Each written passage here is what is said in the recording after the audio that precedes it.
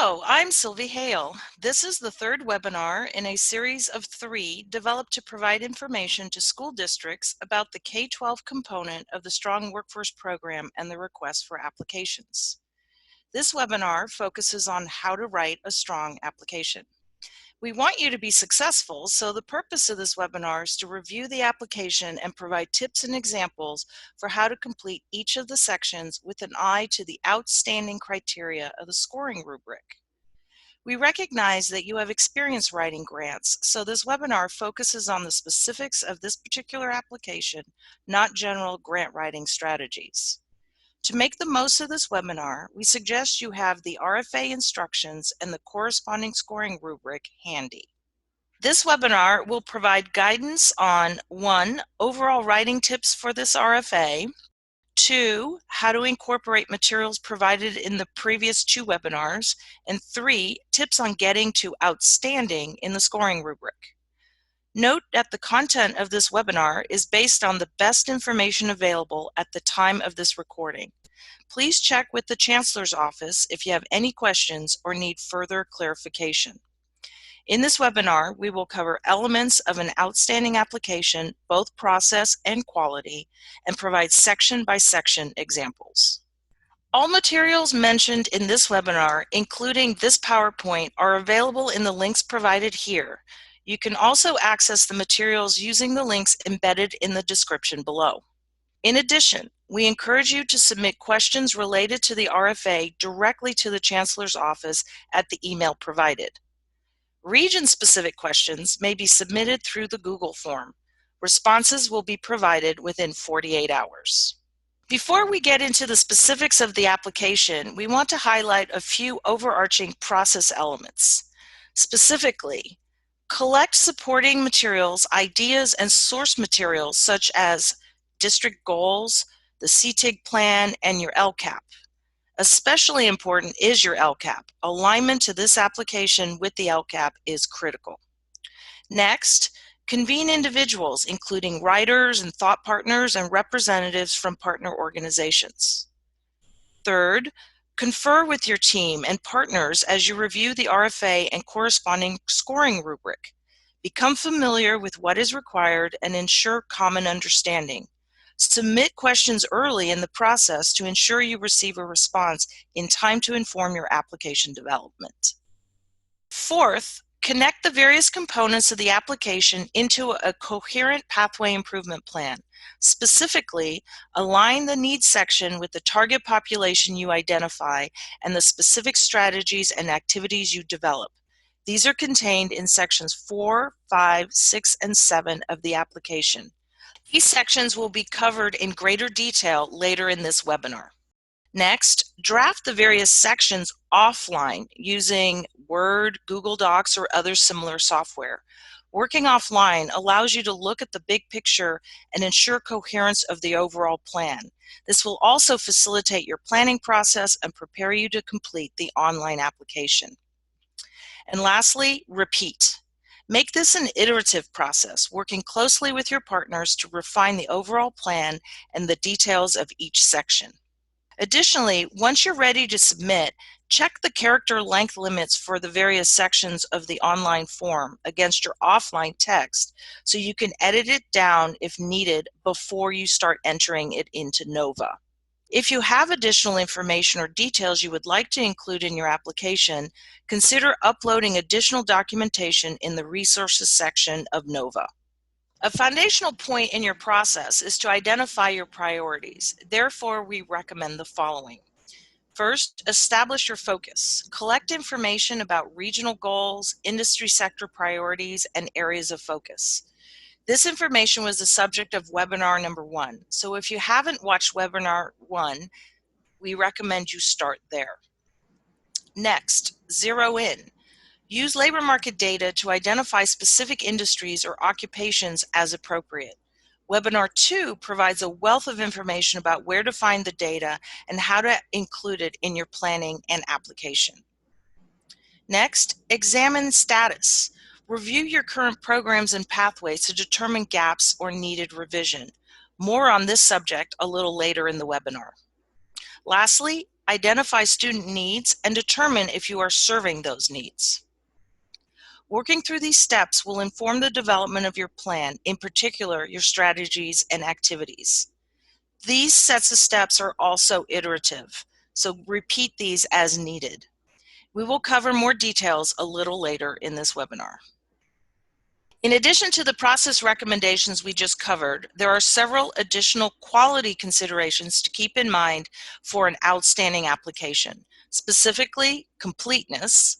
Be sure that all sections are complete and all fields in the online form are addressed. Thoroughness. Provide adequate detail in each section by addressing all components of the related scoring rubric.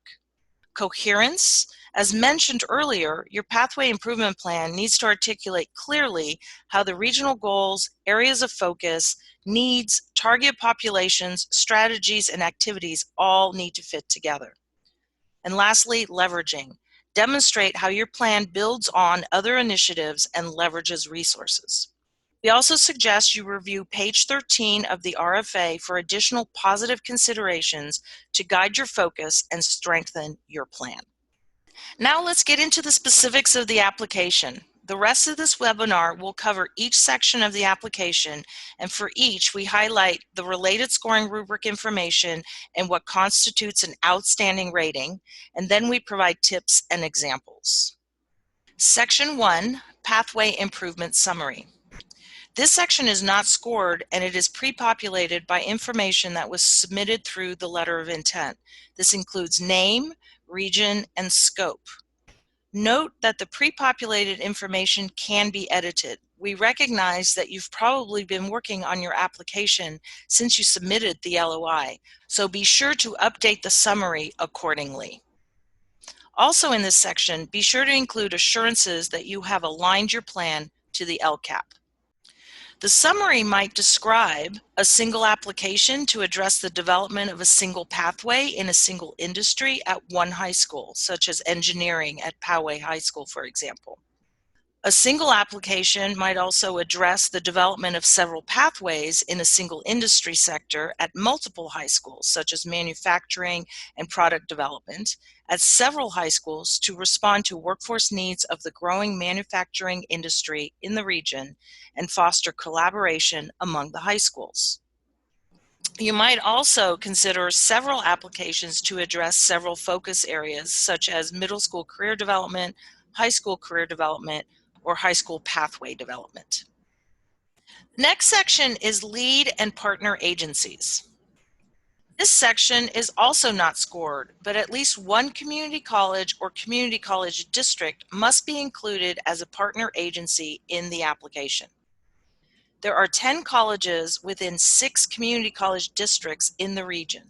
For a complete list, together with their geographic location and CTE pathways offered, visit the regional website at careered.org. Note that partner agencies provide financial and in-kind matches, and while not required, you may upload a written plan, agreements, or letters of support as evidence of partnership as part of your application. We recommend a deliberate, collaborative model that includes leadership from both community colleges and districts. Frequent communication and meetings are needed. A shared leadership model is desired. We also encourage you to look at the FAQs posted by the Chancellor's Office for guidance on working with community colleges. There are several collaboration options, but they all need to be real collaborations. The goal of this funding is to increase the transition from secondary to post-secondary. A couple of examples include a district may collaborate with its local community college to engage college and high school counselors to work together to support student career guidance and transitions.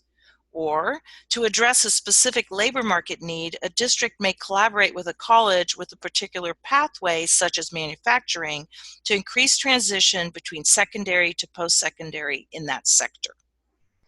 The third section is collaborative partners. Section 3 is worth 5 points. Each rubric section is copied here verbatim, but formatted differently to highlight the component parts within the rubric description to better highlight what is required. A score of outstanding for this particular section means an application contains extensive and/or varied partnership that integrate and leverage available partner resources in the region, including a thorough description of roles and how the partnership will make a difference for student outcomes. Outstanding also includes a well-articulated plan for how matching resources from collaborative partners will be used and leveraged in the pathway improvement.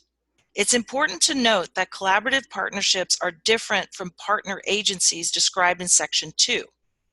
Collaborative partnerships are not required and partnership agencies are. However, we encourage you to include collaborative partnerships in your application. Some examples of types of collaborative partners include business and industry entities, for example, General Dynamics, community and philanthropic organizations such as Girls Inc., and local workforce development boards such as the San Diego Workforce Partnership. Consider these collaborative partnerships as a way to augment your capacity to deliver services to your students. For example, a local hospital may be engaged to provide work-based learning opportunities for students, or a local union may facilitate apprenticeships. Collaborative partners bring their own resources to the table in the form of financial or in-kind contributions. And now, to guide you through the rest of the application, let me introduce my colleague, Svetlana Darsh. Thank you, Sylvie. I'm going to focus now on sections 4 through 11 with a particular focus on sections 4 through 8. We'll start with the statement of need. Statement of need is worth 10 points. We'll spend a few slides on this section, even though it's not as large as some of the others, because it undergirds all of the other sections of the plan. So an outstanding statement of need includes a thorough and convincing rationale of why you're selecting sectors and pathways, supported by economic data and labor market information provided by the Center of Excellence or the CDE. You'll want to explain the status of current CTE courses, the necessity to support those programs, and how your plan will address regional economic needs. There are 4 kinds of need essentially reflected in this RFA. Labor market demand, which means the growing demands for workers in key industries. Lack of pathways, which are areas where assessment of your current status reveals that more pathways are needed in selected industries. Improvement needed to existing pathways. This is where your current status analysis revealed that existing pathways and programs need some improvements. The 4th area of need is student needs. This is not an explicit bullet in the RFA, but we wanted to highlight it because throughout the proposal, the needs of underserved students need to be considered. The RFA specifically calls out schools that have high dropout levels and serving underserved and underrepresented students. So let's unpack this section. The first type of need is labor market demand in high-wage industries. To describe labor market demand in high-wage industries, you want to look at the demand in specific industries and occupations with high wages. An example is advanced manufacturing. Advanced manufacturing represents 15% of all employment in San Diego County and 22% of annual payroll in San Diego County. Employers are also looking for specific skills, both technical and soft skills.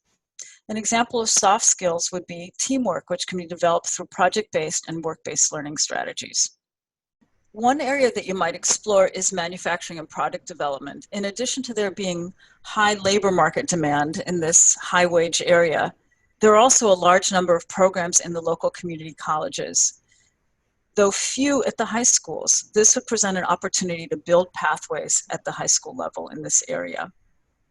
In some cases, an LEA may want to create a pathway that does not exist at their local college. Please see the frequently asked questions guidance on this. In most cases, there will be a college that has the courses that you're interested in developing. So let's recap some steps for building new pathways. First of all, look at the pathways that you already have or may not have. Look at the labor market information on high wage and demand jobs. Look at the offerings at your local college. Compare labor market needs to offerings at the college. Talk to your college partner about promising areas of expansion. Decide together and commit to work together on these pathways. Now we want to talk about improving existing pathways and programs. Here are a few tips for strengthening existing pathways and programs. Use the Career and Pathway Development rubric that you learned about in Webinar 1 to assess the strength of your pathways in each domain: teaching and learning, structure, and culture and beliefs. You can also use the middle school and high school career development continuum tools to further examine your program components. Finally, review your high-quality CTE rubric that you used for your CTIG application to cross-check areas of need and consider strategies that would leverage your CTIG grant. Here are some ways to strengthen your existing pathways and programs. If you determine that your existing pathways and programs lack key components, you need to build those out. Be strategic in those you choose and work with your school staff, administrators, and partners to do this. You may find that existing program components don't meet best practice standards. In this case, you want to examine your programs carefully, improve them, provide professional development if that's appropriate, and seek support. With regard to accessibility, take a look at your demographic data to see if all the existing or proposed pathways provide equitable access. I want to take a moment to explore a few barriers to access. I'll review these in the form of questions. Do parents understand these programs? Is the information readily available in multiple languages? Are students introduced to their options over time and not just in a single event? Do pathways with challenging curriculums such as STEM pathways receive adequate and friendly marketing, such as peer-to-peer outreach, so that all students feel welcome to join them? Is preparation offered before students select pathways so that they are warmed up and ready to succeed? If pathways in various industries are distributed across your district, do students and parents have transportation? Are accommodations available for students with disabilities? Regarding pathway elements like work-based learning, do grades, other policies, transportation, timing, clothing, or other logistics pose barriers to students who could benefit from these experiences? And finally, is academic support available to help struggling students stay motivated and succeed in rigorous pathways? Finally, we want to talk about student-centered needs. Again, this is a segue to the next section, but we wanted to mention that you need to pay attention to demographics of your community, dropout rates at your schools, and other student and family needs. The next section is called Target Pupil, or Target Populations. This section has a maximum of 10 points. I'll quickly review the rubric description. The RFA calls for a thorough description of the challenge that your LEA is trying to solve, how the proposed strategy will address the challenge, how the proposed strategy will serve traditionally underserved and underrepresented students, and finally, a thorough articulation of how the LEA designated funding in its LCAP target priorities of student subgroups and how the application is aligned to this LCAP. Here are some strategies to address your students' needs. These are only examples. There are many ways to do this. Look at the dropout rates by grade bands to see if there are high rates of dropout between middle school and high school or during the 9th grade. Address the needs across race or ethnicity, disability status, academic achievement, and other risk factors. You may also want to consider gender by industry, which is really important when trying to encourage girls to enter STEM fields. Review your LCAP to see where it targets student subgroups and how the Strong Workforce Program grant can align and complement or augment resources for existing priorities. Then link your strategy to the dropout rate for 9th graders. Section 6 is called Pathway Improvement Strategies. This is a really important section of your proposal. It's worth up to 25 points. The RFA requires you to provide a thorough and convincing description that demonstrates the application is informed by, aligned with, and expands upon the goals and priority outlined in the regional plan for your region. In this case, you want to take a look at the goals and priority sectors that were described in webinar 1. The RFA also calls for a thorough articulation of how the proposed strategy addresses your statement of need. Finally, you need a thorough description for each pathway improvement strategy. In this slide, we provide a couple of examples of strategies. You'll need to craft these strategies, obviously, to meet the needs in your own LEA. Strategy 1, expand work-based learning opportunities to high school students associated with the computer science pathway at Central Union High School in Imperial Valley, where the free and reduced lunch rate is about 77%. Expand opportunities to the local continuation high school in year 2. Another example might be expand career exploration and guidance to all Central Union High School students with active engagement of parents in a community where approximately 25% of the students are English learners.